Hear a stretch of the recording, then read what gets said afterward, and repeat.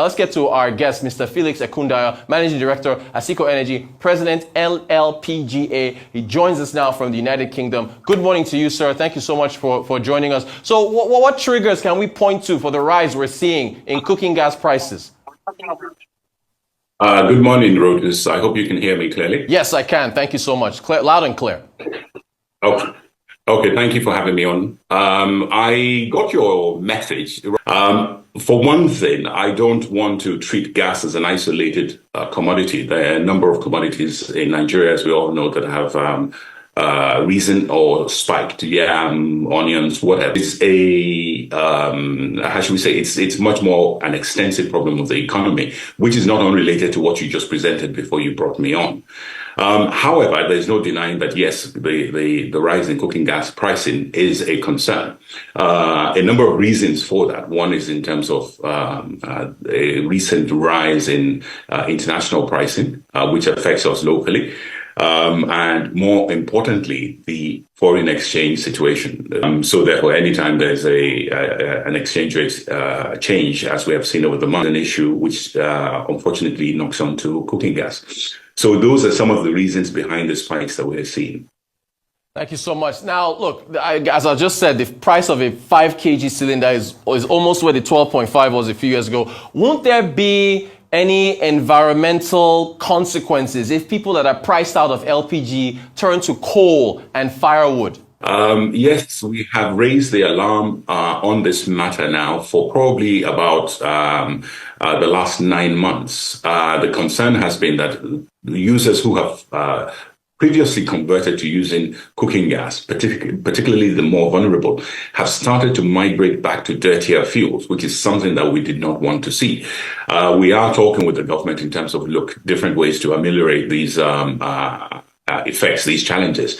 But yes, what you have raised is a major concern for the Nigeria LP Gas Association, and it's something we are working on. There are different programs that are trying to inject some volume of cylinders into the market, but there is simply not enough to avert the trend that we see. We see a decline in consumption. More importantly, one of the things we are focusing on is the increase in local production. We need to actually increase local production as well as divert local production that is still being exported. A number of producers are doing their best. NLNG is certainly doing its best. It's domesticated all its volumes, but we still have another major producer that we have been trying for years to get them to divert their volumes into Nigeria, and unfortunately we've made no headway, which is the Chevron facility. We need to start to make this a much more vocal and public issue. Divert those volumes into Nigeria in order to be able to boost local supply and reduce reliance on imports. Now, I wanted to ask you, the last time we had you on, when you were here in Lagos, we talked about CNG. There's, of course, been a lot of efforts by the government to get more CNG vehicles. What do you make of the competition for gas? Will the CNG initiatives, impact the supply issues that we're seeing with gas availability? For me, actually, it's on the contrary. I think any effort to boost gas production in general, so it's almost like saying you boost oil production, will it affect kerosene, for example, or diesel? No. If you boost gas production overall, some of it will go into CNG, some of it will go into pipeline gas, which will improve the situation with the power generation companies, and some of the byproducts. So LPG comes out of the production of gas. So they're not exactly the same product. CNG is natural gas, LPG is petroleum gas. They come from the same source, but they're not exactly the same product. But one complements the other. So the drive, the promotion of CNG, in our view, also complements LPG. First of all, it makes more gas available for processing.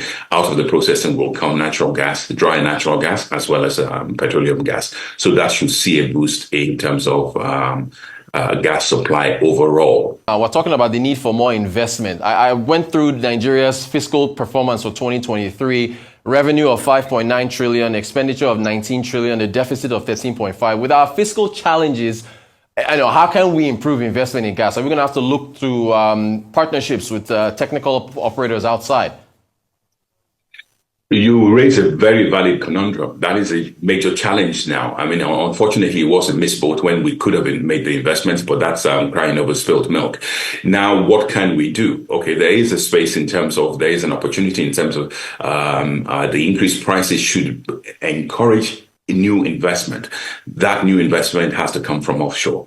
But one of the factors that discourages offshore investment, FDI, at the moment is the current economic situation in the country. So therefore, we need to give confidence to foreign investors. We need to give confidence to new inflows of investment that, look, they can recover their money, that their investments are safe, so that they see Nigeria for what it truly is, a humongous consumer market that requires energy, its energy deficit, and therefore it really does need that investment to drive infrastructure development. Now, what's your projection, I guess, for cooking gas prices going forward? Will 12.5 kg hit, 20,000? Will 5 kg hit 10? How do you see things working out? Christmas is coming up. You've got the festive season. People are going to be cooking, so demand will likely go up. How do you see things working out as we end the year?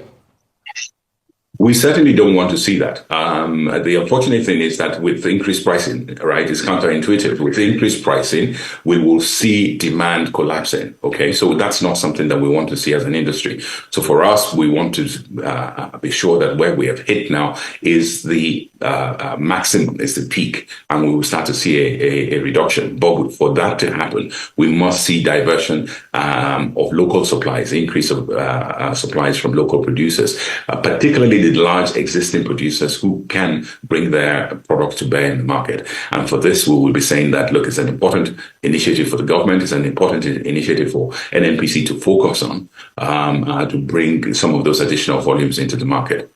Mr. Felix Ekundayo, MD, Asiko Energy, thank you so much for taking the time to talk to us about this pressing issue. Really appreciate it so much. Joining us there from the United Kingdom. All right, that's gas.